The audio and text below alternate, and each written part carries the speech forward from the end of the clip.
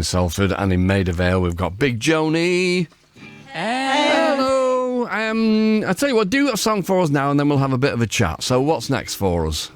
All right, we've got Taut from our new album. Taut, fabulous. Okay, get to it. Thank you.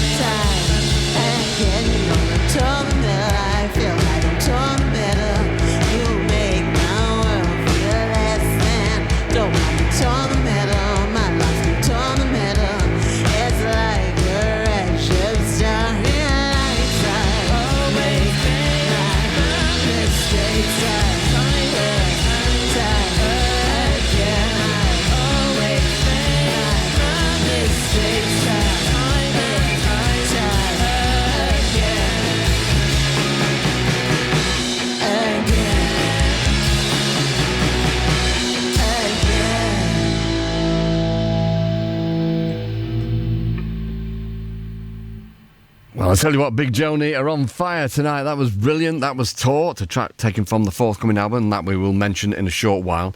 All of this Big Joanie thing, it started because of a simple tote bag, is that right? That's right, yeah. I met Shadeen at a Black Feminist meeting in London, and I had a raincoats tote on, and she liked the raincoats too, and we're both from the Midlands, so she added me on Facebook. This is a while ago. And the rest is history. And Facebook, do you not do that anymore? Is that passé now? Oh, I don't. I've not seen Facebook in years. Right. but other people are doing it, obviously, aren't they? Yeah. It's still have a presence on there. Do you follow our page? Yes, yes. Oops. Yeah, I've never done it, but it's only because I can't work it out. But it's funny, isn't it? Because of, like, tote bags and T-shirts and stuff. People talk about tribalism and stuff, but they do obviously have some use as well, because you can spot kindred spirits. Yeah, that's true. Yeah. Right. It's very easy to spot who's into kind of obscure things, and yeah. I mean, and also, conversely, if you see somebody with a band T-shirt on of a band that you really, really don't like, which I'm not going to mention on air, obviously, because I'm too nice for that, but you just steer clear. It's good. I'm all for it. It works both ways. So it works both ways. And so I already had written down here the Decolonise Festival, and I was going to say, when did it start and what was its intention? You did say to me before, we would like to talk about the Decolonise Festival, so please do.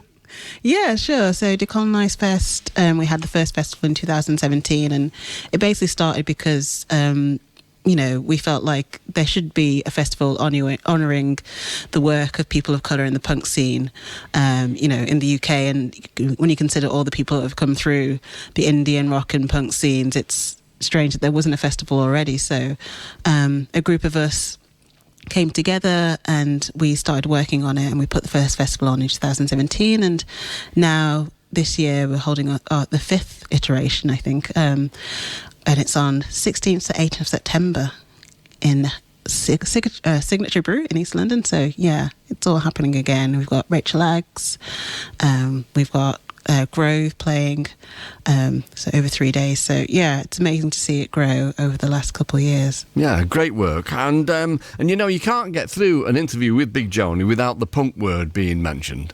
But so, you know, when people say punk, the people have their own kind of version of punk, don't they? But what exactly is your kind of era, and was it an epiphany? Because, I mean, you're not as old as me, heaven forfend, but I lived through the first punk era, so to speak. I guess, I don't know, we don't really have an era. We've all got different influences, I guess. I mean, I guess the core thing for us would be that kind of Riot Girl, early 90s, but, you know, I'm really into sort of late 60s, sort of garage rock. Estella sort of grew up on the My Chemical Romance era. Emo and scene. then Steph was really into Sleater-Kinney, so I guess, like, it's more about the attitude, more so than the sounds, really.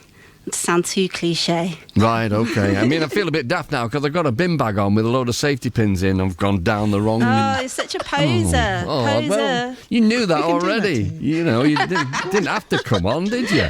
Okay, so your debut album, Sisters, you came and played for us, and it was great. What can you tell us about the follow-up? So our follow-up album's called Back Home. It'll be out the 4th of November, and it's amazing. Well, of course, yeah, we know that.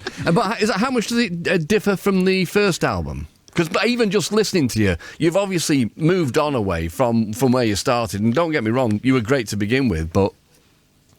Yeah, it's definitely a bigger sound. Some of us might have noticed that when we play live now, we also have Vanessa with us.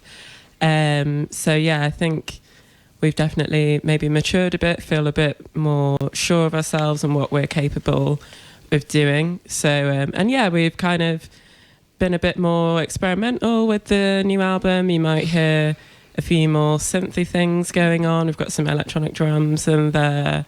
Yeah, always something to keep you on your toes. So We've got a medley in there. Yeah, there's a reprise, all sorts. Get you? Yeah. Expanding the Big Joanie universe. You'd better warn Abby and Simon there's going to be an orchestra on the next album. But so they love it. I also read that the first time that you kind of played together was First Timers, which is almost an open mic kind of scenario, isn't it? Yeah, kind of. I mean, the whole idea is to get more people from marginalised backgrounds into making music and into starting bands. So I saw a post on social media and I thought, you know, this is a chance to kind of play the songs I've been writing, but also to start a black punk band. So I posted it online asking if anyone wanted to join, and Shadim replied, and you know, she had an amazing idea of playing drums standing up, and you know, all these ideas about what we should sound like. And yeah, it's such an amazing festival that's still going on today and still running, and really helps support people by putting on workshops and giving them chances to form bands. So yeah, I don't know what we would do if we didn't have that space. Yeah, the whole point is that every band on the bill at First Timers is playing their first ever gig.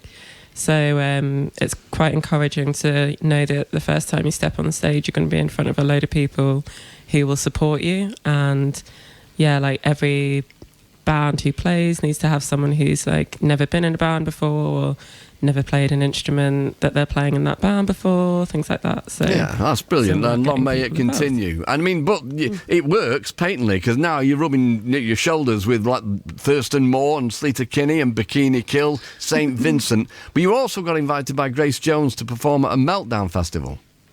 Yeah, that's right. Yeah, that was amazing, actually. Did you meet her? Sadly not, yeah. No. But her closing performance of the festival was just absolutely incredible, really show-stopping. So it was amazing to get to see her live and just be a part of that great festival.